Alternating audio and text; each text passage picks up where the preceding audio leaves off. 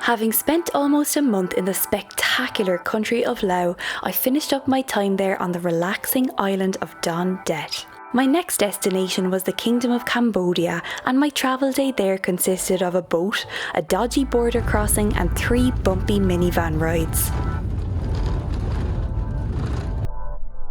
After a long 12 hours, I arrived to Siem Reap and celebrated with a friend on Pub Street.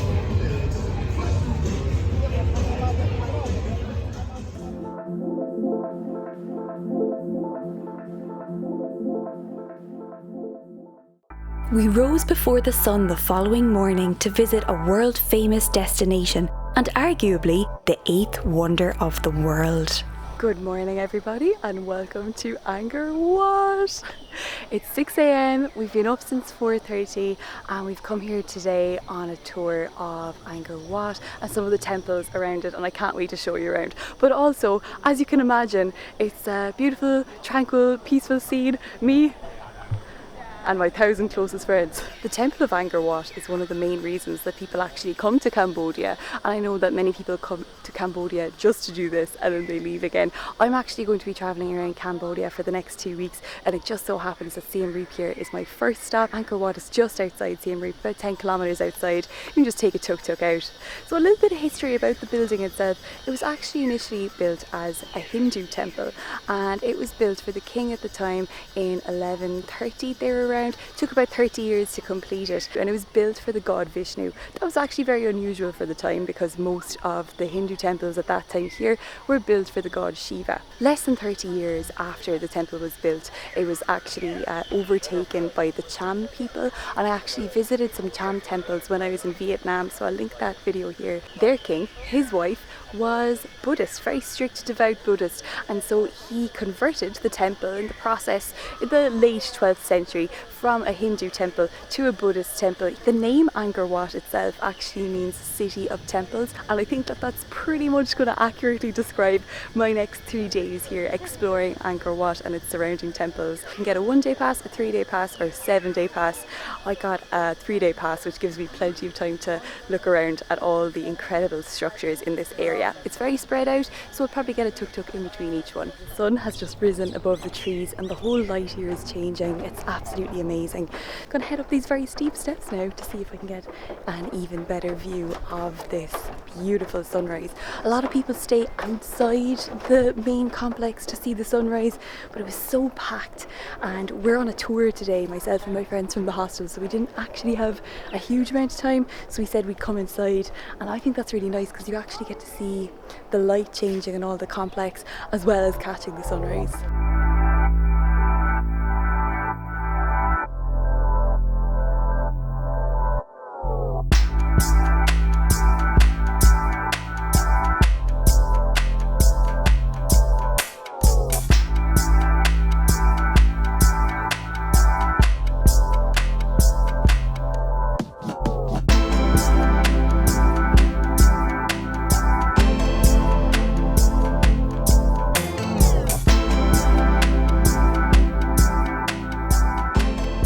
So we're already at our next stop of the day here, which is Angkor Thom, which is another big city, old city, a walled city with a moat in the area. And the bridge behind me here that goes over the moat is quite interesting because on this side it's all demons and on this side it's all Buddhas. So it's like good versus evil.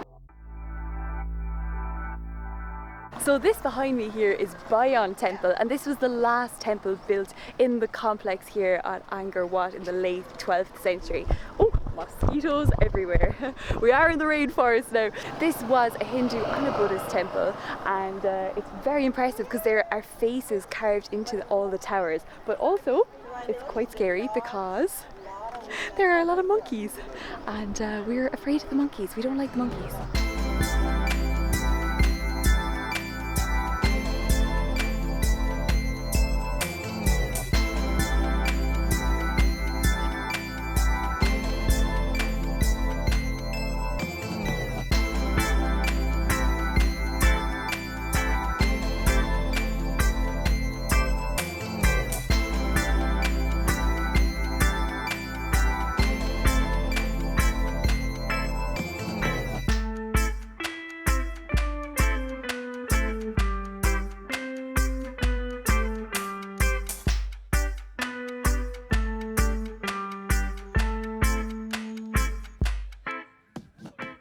It's not even 9 a.m. guys. It's not even. How are you feeling? Feeling good? Tired. Hot. Tired, hot. How are you feeling? Same, tired and hot. Yeah, we're going around. It's really cool. The hostel are organising this for the day. Well, it starts at 5 a.m. and it ends at 12, which is enough. I think we all think it's. Oh god, a monkey. Still afraid of the monkeys after Bali. But yeah, we're visiting like 5 or 6 different temples. I think we're stopping for food now, which is good because we haven't had food or coffee, and it's so humid. We're in a rainforest in a jungle, but we're feeling good, girls. We're feeling good. Ready for road. Ready to go again. So our next temple now is called Ta Prohm Temple, and this one might be familiar to you from Tomb Raider. It's also known as the Tomb Raider Temple or the Angelina Jolie Temple. That iconic scene of the tree coming down through the temple, that's here behind me now. So this temple had been left pretty much abandoned from the late 15th century onwards, because the Khmer Empire, which took up most of Southeast Asia by the way, was all here. About from the 800s all the way to the 1400s, this place was left abandoned because there wasn't mortar used in the buildings. Nature started to come through again, which is really interesting to see. And when it was uncovered again in the 1800s by the French, it had just enough left that it wasn't entirely covered by nature. So it was the perfect balance, and so it became one of the prominent prominent temples here. This was also one of the more populated temples in the area. So 12,500 people would have lived inside the temple here, and then another 80,000 in the vicinity. But it was a very wealthy area. They acquired a lot of wealth, and so it was a very successful place to be, a very successful empire.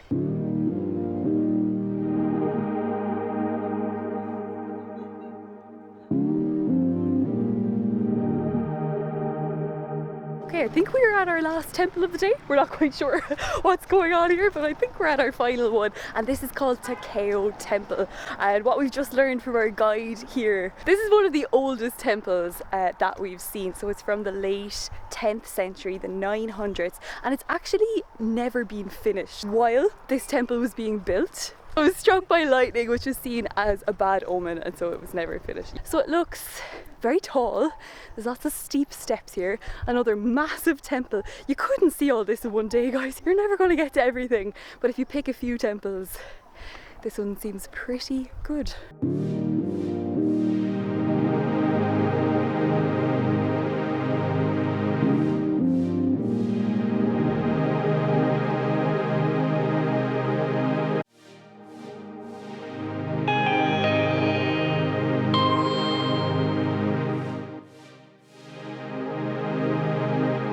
After our early morning and the heat of the midday sun, we spent the afternoon chilling in the hostel and of course visiting Pub Street again. Welcome to day 2 here in the ancient city of Angkor. Like I said, we have a 3-day pass here, and so after our lovely sunrise tour yesterday, we took a very chill afternoon. The temple's taken out of you guys. It's so hot. And today we're actually going on a sunset tour that starts at 11 a.m. But we're going to visit a couple more temples in the area, ending with sunset on a mountain looking down on a temple at around 5:30, 6 o'clock. So looking forward to that. And this is our first temple of the day. And this one is older than Angkor Wat. So it was built in the 10th century and it's a Hindu temple to this day.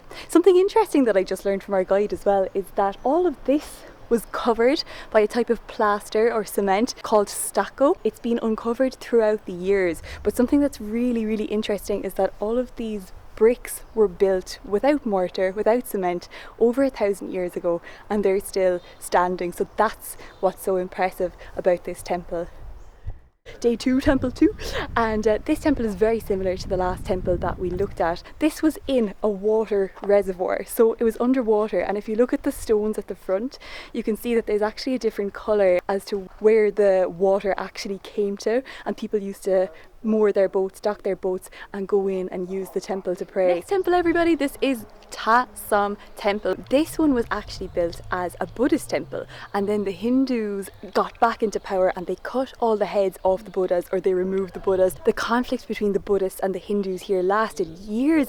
It depended on what the king was, you know, whether they were Buddhist or Hindu, and so it went back and forth, back and forth. Some were built Buddhist and became Hindu, and some were built Hindu and became Buddhist. Our next temple here is actually on an artificial island, and this lake all around us is artificial. It's one of the reservoirs that was built for the people here at Angkor. This one has a temple on it, this island here, and also it had a hospital on it. And now this isn't scientifically proven or anything, but local people think here that it was people with leprosy, because leprosy was very common at this time. This bridge behind me was not here, this is for tourism, so you had to take a boat to the hospital, which would be quite inconvenient if it was an emergency.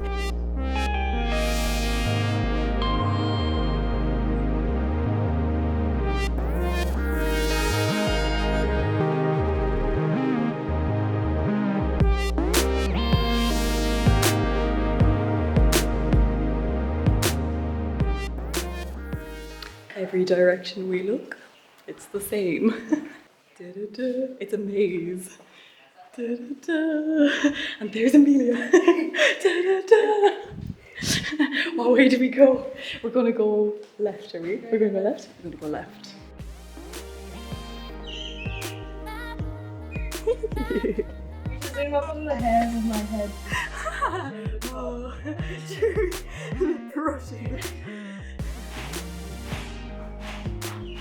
Oh yeah, you're taller than that one. Yay! That's the one. Look at that. Look how small these doors are. Amelia's not tall.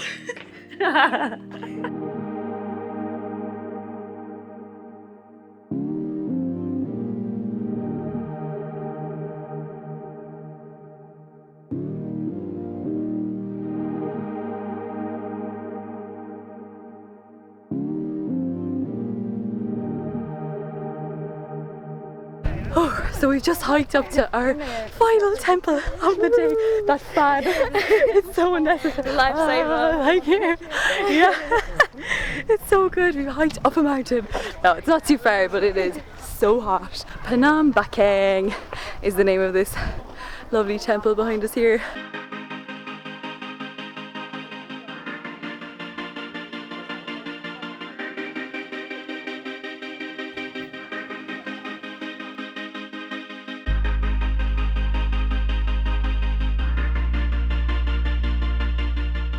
To be honest, I don't feel like this is really an enjoyable place to watch the sunset. It's too busy, it's chaotic, and I'm just kind of walking around now because there's too many people over there trying to watch the sunset, and the rest is really nice too. You can get this view of Angkor Wat actually from here, and just looking at the surrounding jungle, the area is absolutely huge, and the sunset itself is beautiful. Just too many people. I stayed to watch the end of the sunset before calling it a night. I was tired after 2 days of temple hopping, but seeing the renowned Angkor Wat in person was an unforgettable experience. See you in the next place.